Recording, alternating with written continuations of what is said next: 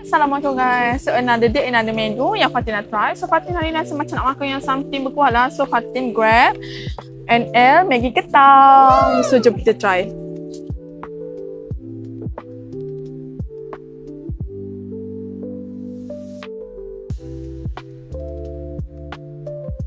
Nak bagi tahu korang, Maggi ni bukan Maggi biasa tau. Maggi ketam ni specialnya kita ada telur mata, ada ketam yang besar guys, dan juga kita ada sayur-sayur dan juga ayam lah dalam ni. Portion dia memang sangat berbaloi.